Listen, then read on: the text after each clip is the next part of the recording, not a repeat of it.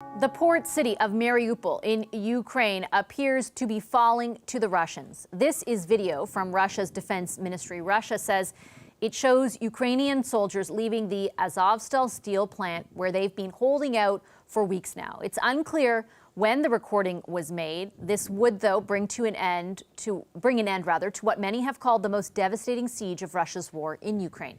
Will this change the trajectory of the war despite Russia's previous setbacks? James Heappey is the UK's Armed Forces Minister. Hi, Minister Heappey. Good to meet you and good to have you on our program. Thanks for having me. Do you view the surrender of the final Ukrainian soldiers in that steel plant in Mariupol as the first significant Russian victory in this war? No, I don't. I think that, you reach a point militarily where all you're competing over is rubble, and any strategic importance of that steelworks is long since gone. The coastline on the Sea of Azov had already been taken, so Mariupol as a port was no longer of strategic importance to Ukraine because it had already fallen. So those incredibly courageous Ukrainian fighters that have been hidden away in the sort of bowels of the steel plants and sort of popping up and imposing enormous cost on the Russian invaders have more than done their job. They've had dozens of Russian battalion tactical groups fixed on that steelworks for weeks and weeks and weeks, which has given the Ukrainian armed forces in the wider Donbass a real opportunity to prepare themselves for the attack that was coming. That attack is now underway. The initial wave has been repelled. So this is exactly the time for Zelensky to ensure the lives of those who remained at the steelworks. And what an amazingly courageous bunch of people they are. They have done something that, when the history of this conflict is written, it may well be that we reflect on the holding operation that they did and the number of Russian battered battalion tactical groups that they sucked up could well be the thing that allowed the Ukrainians to be ready to repel the attack on the Donbass when it came. So from that, I gather that you don't view it as any sort of strategic victory for Russia. No. Are you worried about the perception, though, of a symbolic one at this stage of the war? No. Why not?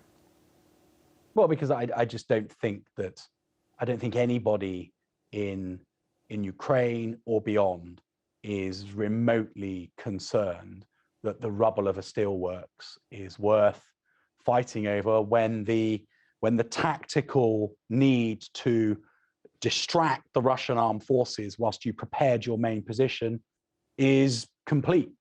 And what's your assessment of that main position at this juncture? I ask because intelligence from your country, for example, has shown just how much Russia's army and combat abilities have been affected by their mistakes, really, so far, and their lack of preparedness for Ukraine's resistance. At this point, how prepared is Ukraine? How is the fight going for those soldiers in the Donbass? So I think it's going well. I mean, I think that what we've seen is mistake after mistake being compounded into a place where the Russians have now written down their forces by, we think, around a third. There were mistakes around the way that the ground operation got underway in the first place without air superiority being achieved.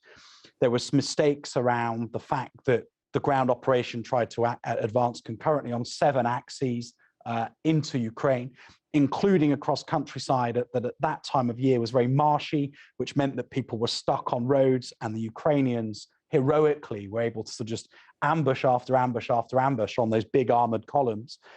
And then when they withdrew from the north of Ukraine and went back into Russia, if they'd given themselves time to properly refurbish those battalions and bring them round into the fight in the Donbass once they were properly rehabilitated, they would have been much more meaningful. But instead, Putin interfered again and accelerated their recommitment into the Donbass. And so you end up with battalions that were already well diminished from their effort north of Kyiv, being sent round into the Donbass prematurely on ground that was really, really wet and muddy. So again, they were stuck on main supply routes, surrendering the advantage of their mass, therefore, because they were so focused on a particular avenue of advance. And so again, we found ourselves in a position where what began as a numerically inferior force on the Ukrainian side has been able to repel the Russians to such a point now where the Donbass is pretty evenly matched. And when forces are evenly matched like that, the advantage is with the defender because they are in really well-prepared positions that it's really hard to take. The advantage may be with the defender, but I heard, for example, the Pentagon in the United States, their intelligence chief used the word stalemate to characterize what this war is at the moment and what it might more so develop into. Do you agree with that characterization? Well, look, I mean, I think that's the point I'm making, that, you know, two evenly matched forces, the advantage with the defender. Ukraine is in defense. If Ukraine was wanting to get out of its defensive positions and start to counterattack, different, because then Russia is in defense and the advantage switches to them as the defender. But that's not to say that Ukraine is incapable of successfully launching a counterattack. We've seen in the last few days that they have been able to push the Russians out of Kharkiv and indeed out of pretty much all of the Kharkiv Oblast altogether. So I think that the person in the DoD who said what you quote is right, that fundamentally we're at a point where this ain't going anywhere very quickly. I think that's to Ukraine's advantage right now. Ukraine's friends in the West will be able to rearm and re-equip Ukraine much more quickly than a sanction-ridden Russia will be able to rearm itself. But, you know, this is catastrophic failure for the Russian military in terms of the plan that they envisaged to where we are right now. Does the stalemate, Minister, end, though, with Ukraine changing its posture from a defensive one to an offensive one? Eventually, yes. And do you? But that needs to be on a time and place of Ukraine's choosing. They need to generate the forces with the superiority to be able to successfully counterattack. It is all of the supply lines at the moment are, you know, on the Russian side are the ones that are challenged. It is the Russians that are away from their home. It is the Russians that are demoralized. It's the Russians that aren't being properly fed. It's the Russians that are struggling to get ammunition. It's the Russians that are struggling to replace the missiles and the tanks, the armored personnel vehicles that are being destroyed. That will just diminish the morale of Russian forces over and over again, whilst from the Ukrainian perspective, they are successfully defending their homeland. So their morale remains high and they're getting deliveries of new kit from their friends in the West all the time. I guess from the point of view of people watching, if that posture does eventually change, as you said, you know, it could and it would impact the outcome of this war. Does that rearming, does that refueling, does that disintegration of the Russian forces take months more, take a year more? Like what? And obviously, it's difficult to predict with any firm accuracy. But from what you know and the intelligence you have, are we looking at a situation that is months down the road, for example? Yeah. I mean, the longest timeline that you offer in your question is the very shortest timeline in my mind. I think that things play out in the Donbass this summer, but I can't see either side going anywhere very quickly. You know, we all have to be clear that the terms for a peace need to be terms set by President Zelensky. It is his country that have had their territorial integrity violated by the Russians. He is clear that the restoration of Ukrainian territory is what he seeks.